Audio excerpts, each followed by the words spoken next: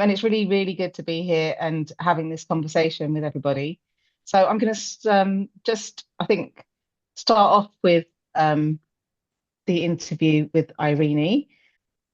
So do you want to just start off by talking to people a bit about what your work is and what it means to be a citizen, what that approach is, and what that mindset is designed to replace? Yeah, no worries. Good evening, everyone. It's really nice to be with local people. My work life and my like living in Enfield life don't often come into contact with each other. So, yeah, it was a real really lovely to be asked to come and meet you all and chat with you about our work at New Citizen Project. So. Um, I'm Irene. I'm the co-founder of an organisation called New Citizen Project, which is kind of part kind of thinky. I don't want to call us a think tank. We're not a think tank, but part thinky and part doing stuff. And I guess our mission, the reason that we exist in the world, is to try and work with organisations to get them to think of people differently, to think of people as citizens who are capable, creative, motivated to shape the things that matter to them for the better, as opposed to passive consumers who don't really care and who put themselves and their short-term interests kind of in front of everything else. So, as I say, we work with organisations to help them to think of people as citizens, and there's a theory that sits behind our work, which is all about shifting stories of self and stories of society. And we argue in our work, and you can read more about that on our website and stuff, but we argue that at any one time there's a kind of dominant story of the role of the individual in society.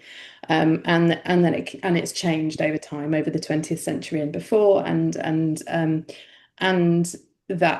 that story of self and society kind of dominates the way that we structure our society and the way that everything around our society is kind of designed, and that kind of story of self and society broadly over the last few hundred years has fallen into these three categories. So starting from the idea of people as subjects of the king, subjects of the state, and the role of individuals within that society might be to just be dependent on the powers that be, the people in charge, to have things done to them, to obey the structures and systems of the state, to receive the best possible society because they've been listening to the powers that be.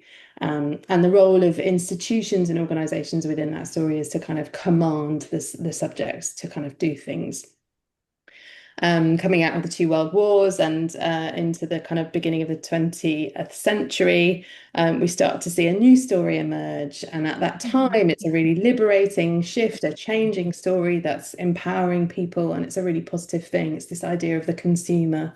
And for those of you that have come into contact with my co-founder John Alexander's book, you'll have read some of this in a lot more detail. But there's a kind of birth and the arrival of this story, which comes, as I say, and it challenges that subject story, and the idea of the consumer is that you're, of course, independent of the state and its systems.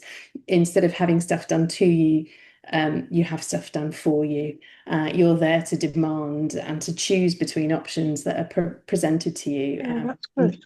And the role of institutions in that story is to serve you. And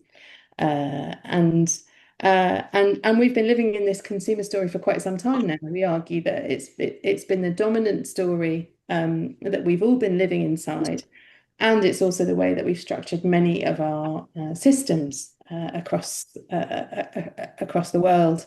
But if you look at where things are at for us as a world, we have some issues, some problems that have come from the story that we've created, this consumer story.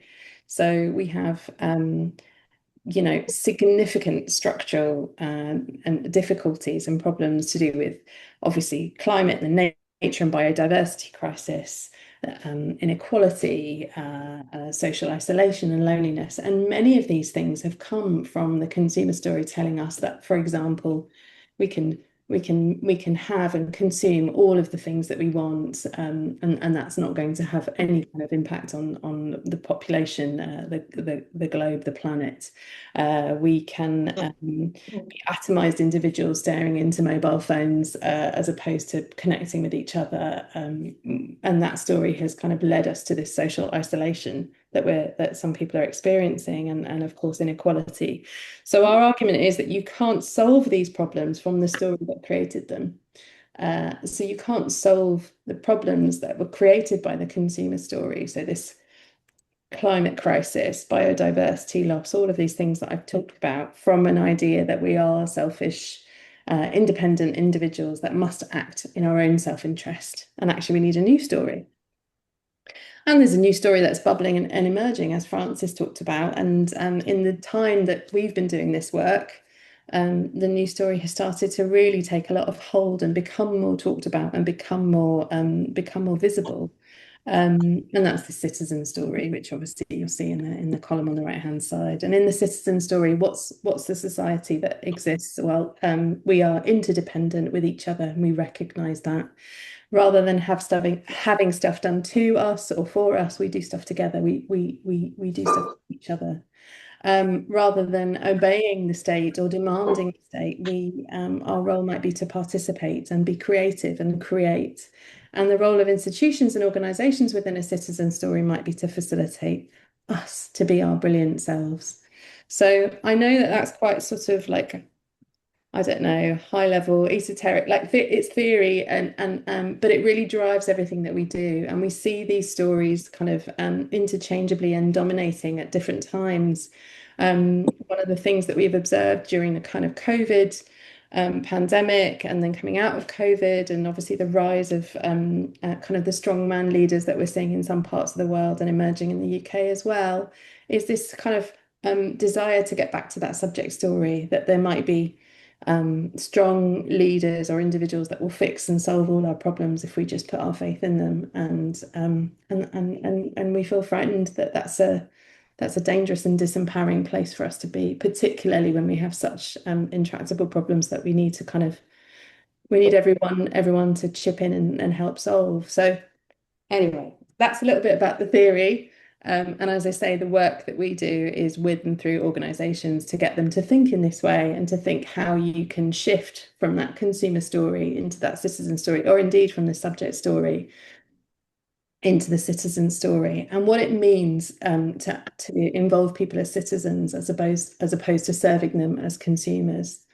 So, Irene, we've not got a huge amount of time left, and I was just wondering if you could give us some examples of, where it works, how it works well, how, organizations or councils or other groups can kind of start to engage citizens in that kind of interconnected and collaborative approach to solving these huge problems that we face right now. So we're really inspired to see, particularly in local authority world, in local government politics, the emergence of lots of different participatory processes. So you'll have come across and been familiar with lots of citizens' assemblies that have happened over the UK on climate, nature, on biodiversity loss, all of those things, and those have been commissioned by forward-thinking local authorities and their sustainability and net zero teams to think about how we might kind of take a collaborative effort towards towards addressing climate breakdown. You might have heard of participatory budgeting initiatives, where again local and sometimes national governments, indeed in other countries it's happening more than in the UK, are allocating a proportion of public funds to be decided on through a participatory process, where a random group of citizens is selected to then make decisions on how that money is allocated and spent.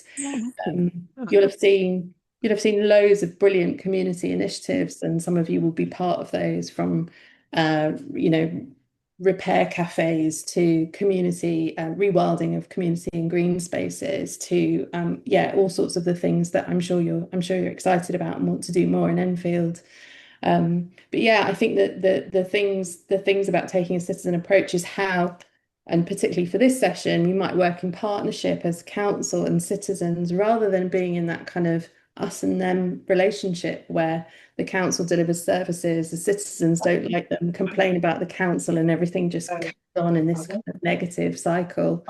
What if we try and reframe our entire relationship as citizens who are interdependent with the council and act and do things together?